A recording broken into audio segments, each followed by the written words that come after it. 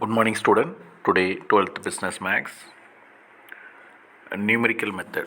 5th chapter பார்த்துட்ருக்கோம். நம்ம numerical மெத்தடில் நம்ம ஏற்கனவே பார்த்தது டிஃப்ரென்ஸ்லேயே நிறைய டைப்ஸ் இருக்குது. ஃபார்வர்ட் டிஃப்ரென்ஸ், பேக்வர்ட் டிஃப்ரென்ஸ், இந்த நியூட்டன்ஸ் ஃபார்முலா யூஸ் பண்ணி எப்படி சால்வ் பண்ணுறது. ஸோ இந்த ஒர்க்கில் நம்ம பார்த்தோம். ஸோ இன்றைக்கி பார்க்க போகிறது 5.1 பேலன்ஸ் சம், செவன்த் சம் என்ன சொல்கிறாங்கன்னா, அந்த பாப்புலேஷன் டிஸ்ட்ரிக்ட் ரைஸ் கொடுத்துருக்காங்க. இந்த டிஸ்ட்ரிக்டில் 1981, அதில் பார்த்தீங்கன்னா 363, 391, 1000 சொல்லணும், சரியா, 421 இதெல்லாம் கொடுத்துருக்காங்க. இது மட்டும் மிஸ் ஆகிருக்கு, 1911 மட்டும் மிஸ் ஆகிருக்கு. Find the population of the year 1911, சரிங்களா. இதில் பார்த்தீங்கன்னா only 5 value of x given. The polynomial with fits the data of degree 4.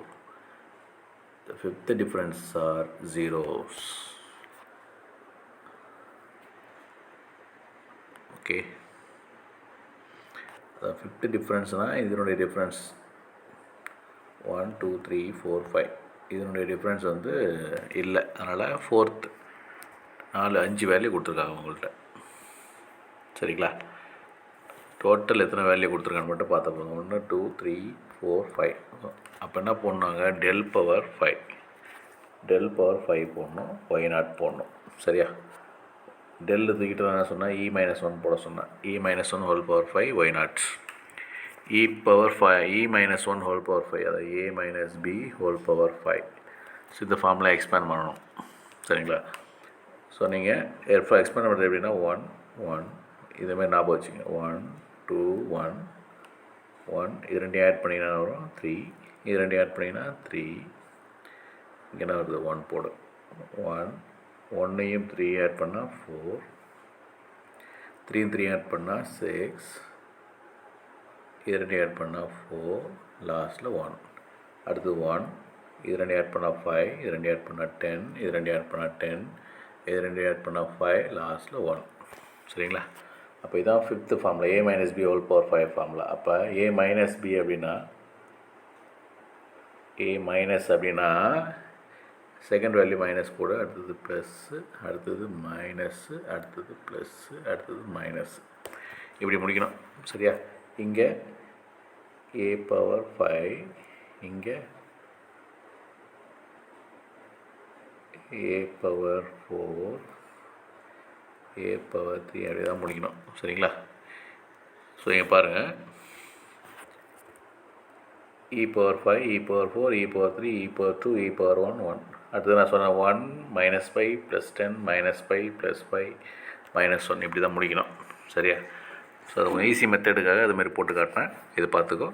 சரி, நான் சொல்லியிருக்கேன் e பவர் 5 கூட y0 சேர்ந்துச்சுன்னா y5 ஆகிடும். இந்த 5யும் இந்த 0வும் ஆட் பண்ணணும், மைண்டில் வச்சுக்கோ, சரிங்களா. அதே போல் ஒரு கட் பண்ணுங்கள், இது ரெண்டு ஆட் பண்ணால் y4. y4ல் என்ன சார் அப்படின்னு சொன்னால், அந்த டேபிளில் போய் பாருங்கள். y5யோட வேல்யூ 1 2 3 4 5, y5 தான், இதுதான் y, இதுதான் y, இது x, ஓகேவா. அப்போ y4 எனக்கு தெரியாது, அதான் நம்ம கண்டுபிடிக்க போகிறோம், சரிங்களா.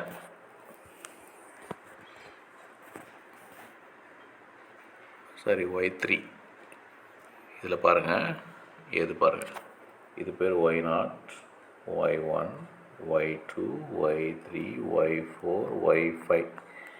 ஓகே, y3 y0ல் ஆரம்பிக்கணும். y3 எனக்கு தெரியாது, y3 நான் கண்டுபிடிக்க போகிறேன். y3 தெரியாது, மற்ற எல்லாமே என்ட்ரி பண்ணுறீங்க, சரிங்களா. என்ட்ரி பண்ணிட்டு உனக்கு கால்குலேட்டர் யூஸ் பண்ணிக்கலாம், கால்குலேட்டர் யூஸ் பண்ணி போடுங்க.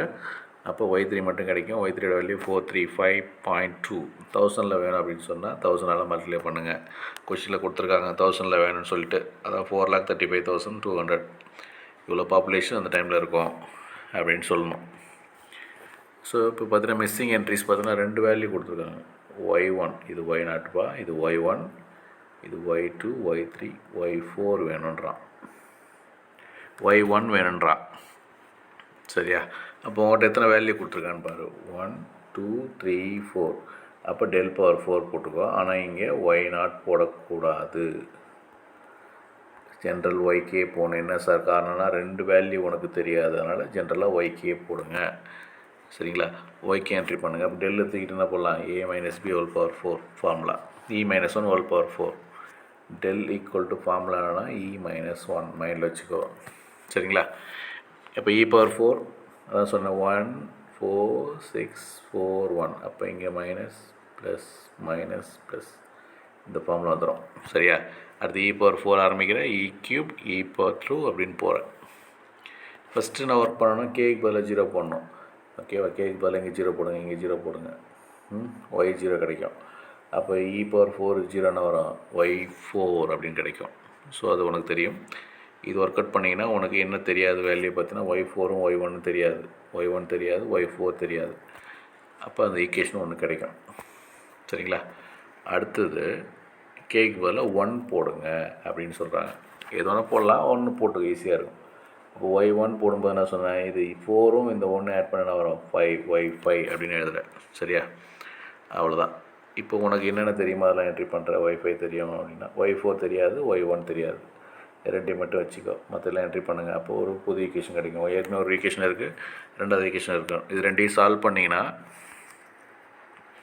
ரெண்டையும் எப்படி சால்வ் பண்ணியிருக்காங்கன்னு பார்த்துக்கோ. ஒய் 1 கிடச்சிரும். ஒய் 1 கொண்டு போய்ட்டு உனக்கு பிடிச்ச ஈக்குவேஷனில் போடுங்க. அதாவது செகண்ட் ஈக்குவேஷனில் போட்டிங்கன்னா ஒய் 4 கிடச்சிரும். அப்போ ஒய் 1 ஒய் 4 மட்டும் தான் கேட்குறாங்க. அதை கண்டுபிடிச்சிட்டேன். சரி, பெரிய பெரிய கம்பெனியில் ஒரு சில டேட்டா நம்மளுக்கு தெரியாமல் போகும். அப்போ அந்த டேட்டாவை எப்படிலாம் கண்டுபிடிக்கலாம் அப்படின்றது நம்ம இந்தமாரி ஒர்க் அவுட் பண்ணி கண்டுபிடிக்க முடியும். அப்படி தான் பார்க்குறோம். பிஸ்னஸ் ஓரியன்டாக இருக்கணும். அடுத்து இன்டர்போலேஷன் அப்படின்னு சொன்னால் உனக்கு எல்லா டேட்டாவும் தெரியும். ஆனால் இந்த இயரில் பார்த்தீங்கன்னா 86 87 88 89 காணும். அந்த 89ல் என்ன ப்ராஃபிட் இருந்திருக்கும் அப்படின்னு கேட்குறாங்க. அதுதான் இன்டர்போலேஷன். நடுவில் இருக்கிறது இன்டர்போலேஷன்னா நடுப்பகுதின்னு அர்த்தம். இதில் நிறைய மெத்தட்ஸ் இருக்குது. அதில் பார்த்தீங்கன்னா கிராஃபிக்கல் மெத்தட், இன்னொன்று அல்ஜிபிரிக் மெத்தட். ஃபஸ்ட்டு நம்ம பார்க்க போகிறது கிராஃபிக்கல் மெத்தடில் தான் பார்க்க போகிறோம். கிராஃப் உனக்கு போட தெரியும். இது எக்ஸ் ஆக்ஸை குறிக்கும், இது ஒய் ஆக்சிஸை குறிக்கும். சரியா. இப்போ 1,3 அப்படின்னு சொன்னால் எக்ஸுக்கு நேராக 1 பார்க்கணும், இது 3 பார்க்கணும் இங்கே. அப்போ 1,3 மீட் பண்ணுற இடத்த நம்ம நோட் பண்ணுவோம். சரிங்களா. இவ்வளோ தான் கான்செப்ட்டு. இப்போ கிராஃபிக்கல் மெத்தட் உனக்கு தெரியும், அதை பார்த்துக்கோ. இப்போ ஒரு சம் பார்க்கலாம். எக்ஸோட வேல்யூ கொடுத்துட்டாங்க, ஒய்யோட வேல்யூ கொடுத்துட்டாங்க கீழே. சரியா. எக்ஸோட வேல்யூ பார்த்தீங்கன்னா என்ட்ரி பண்ணுறதுக்கு பார்த்தீங்கன்னா 10 20 அப்படின்னு என்ட்ரி பண்ணியிருக்காங்க. என்ன காரணம்னா இது 40 15 இருக்குது, அதனால் 40. சரி. அடுத்தது ஸோ ஒரு வேல்யூ என்ட்ரி பண்ணிட்டே போகிறேன். 40, 66.2. அப்போ 246ன்னு போட்டுக்கோ. 6.2 என்ட்ரி பண்ணுறேன். இது கிராஃப் ஒரிஜினல் கிராஃப் வாங்கி நீங்கள் நாளைக்கு எழுதணும். அப்போ நாளைக்கு போய்ட்டு கிராஃப் ஷீட் வாங்கி இதை ஒர்க் அவுட் பண்ணி எனக்கு அனுப்புங்க. சரிங்களா. நோட்டில் அப்படியே பின் பண்ணியிருக்கேன். நோட்டில் பின் பண்ணுங்க, இல்லை ஒட்டிடுங்க. கிராஃப் ஷீட்டில் தான் எழுதிருக்கணும். ஸோ ஆர்டராக கொடுத்துருக்கேன். 5.1 முடிச்சிட்டேன். 5.2ல் ஆர்டராக தான் நடத்திட்டுருக்கேன். நோட்டில் என்ட்ரி பண்ணுங்கள். நோட்டில் நாளைக்கு கிளாஸ் நடக்கும்போது நோட்டை காட்டணும் எனக்கு. அடுத்து 50க்கு நேராக 7.2 நோட் பண்ணுங்கள். 60 நேரம் 9.1. இது 70 நேரம் 12 என்ட்ரி பண்ணிட்டு எல்லாத்தையும் டாட் பண்ணி எல்லாத்தையும் ஜாயின் பண்ணிட்டாங்க. சரியா. இப்போ அவன் கேள்வி எழுதுனா எக்ஸ் ஈக்குவல் டு 48 இருக்கும்போது ஒய்யோட வேல்யூ தான் கேட்குறேன். அப்போ 48 நேரம் நீ நார்மல் கிராஃப் தான், அதே ஒரு ஸ்கேலை வச்சு பார்க்குறேன். அந்த இடத்துல மீட் பண்ணோம். மீட் பண்ணுற இடத்துல இப்படி போட்டு பாருங்கள், இந்த இடத்துல எங்கே போகுதுன்னு பாருங்கள். சரிங்களா. உங்களுக்கு கிராஃப் போட்டிங்கன்னா தெரியும். அதான் இங்கே எழுதியிருப்பாங்க, ஸ்கேல் எழுதியிருப்பாங்க. ஓகேவா. பாயிண்ட் அவன் கொடுத்துருக்க பாயிண்ட் எழுதுவாங்க. எக்ஸ் ஈக்குவல் டு 48 போட்டிங்கன்னா the vertical line to the graph from the intersecting point, draw a horizontal line, meet the y-axis. From the we get என்ன வரும் 6.8 கிடைக்கும். இதான் சொல்கிறாங்க. நீ வெர்டிக்கல் லைன் போட்டிங்கன்னா அது கர்வ் மீட் பண்ணுற இடத்துல ஹரிசாண்டல் லைன் போடுங்க அப்படின்னு சொல்கிறாங்க. அது மீட்டிங் பாயிண்ட்டை நீ நோட் பண்ணி சொல்லுங்கள். அதே போல் தான் இதுவும். சரியா. ஜனவரி இது இன்டைரக்ட் லேபர் எக்ஸ்பென்சஸ் ஒர்க்கு. அடுத்தது இதில் என்ன கேட்குறாங்க அப்படின்னா 350 output of 350 units by using graphic method. 350 வேணும் இந்த இடத்துல கேட்குறாங்க. சரியா. 350 யூனிட்ஸ் இருக்கும்போது கிராஃபிக் மெத்தடில் கண்டுபிடிக்க போகிறோம். ஸோ எல்லாத்தையும் என்ட்ரி பண்ணிவிட்டு டாட் பண்ணி வச்சிடுறேன். 350க்கு நேராக மேலே கோடு போடுறேன். 2900 2900 வந்து நிற்குது. சரியா. அப்போ இது கிராஃபில் இதை போட்டிங்கன்னா இது வருது ஒய் கிடைக்குது. இந்த expenses of level 350 unit expenses எவ்வளோ கிடைக்குதோ 2900. சரியா? 2900 நடுவில் இருக்கான்னு பார்க்கணும். ஓகே, இப்போ 350 இங்கே வரும். இப்போ 2900 போச்சு. 2,0900. சரிங்களா? அவ்வளோதான். ஸோ கொஞ்சம் கொஞ்சமாக ஞாபகம் வச்சு, நடுவில் தான் வரும், கண்டிப்பாக அந்த வேல்யூ நடுவில் தான் வரும், பார்த்துக்கோ. ஓகே, ஸோ கிராஃபிக்கல் மெத்தடில் அடுத்தது எக்ஸாம்பிள் சம். இது பார்த்துக்கோ. x = 38 இருக்கும்போது என்னென்னு கேட்குறேன். நம்மளுக்கு 38 இந்த இடத்துல இருக்கும். அப்போ 44, 34 அது நடுவில் தான் ஏதோ ஒரு வேல்யூ வரும். நீங்கள் கிராஃப் போட்டு பார்த்தீங்கன்னா தெரியும். சரிங்களா? அப்போ என்ன வருதுன்னா 30 பார்த்தீங்கன்னா கிராஃப் போட்டீங்கன்னா தெரியும். இதை பார்த்தீங்கன்னா அப்படியே சொல்ல முடியாது. நம்ம கிராஃப் நீங்கள் போட்டு பாருங்கள். x = 38 போட்டிங்கன்னா y வந்து 35 கிடைக்குது. சரியா? 35 கரெக்டாக இருக்குமா அப்படின்னா இங்கே வருது அப்படின்னு சொன்னால் கண்டிப்பாக 35 இருக்க வாய்ப்பு இருக்குது. ஏன்னா 22, 29, 34, 35, 44 அப்படி தான் போயின்னு இருக்குது. கரெக்டாக இருக்குது. சரிங்களா? ஸோ இந்த மாதிரி ஒர்க் அவுட் பண்ணணும். ஓகே, இன்றைக்கி பார்த்தோம்னா interpolation, graphical method, shifting operator use பண்ணுறது. ஷிஃப்டிங் ஆப்ரேட்டர்னா என்ன? இ யூஸ் பண்ணுறது எப்படி யூஸ் பண்ணோம், அப்போ டெல்டா = E-1 யூஸ் பண்ணோம். கிராஃபிக்கல் மெத்தடில் எப்படி போட்டோம், இன்டர்போலேஷனில் நடுவில் இருக்க வேல்யூ எப்படி கண்டுபிடிச்சோம் அப்படின்றத பார்த்தோம். சரியா? ஸோ டெய்லியும் இந்த சம்ஸ் ஒர்க் அவுட் பண்ணி பாருங்கள். இதை நீங்கள் தெளிவாக ஒர்க் அவுட் பண்ணிட்டீங்கன்னாவே போதும். இந்தமாரி சம்ஸ் தான் கண்டிப்பாக எக்ஸாமில் கேட்பாங்க. 2 மார்க் 3 மார்க்கில் தான் வரும்.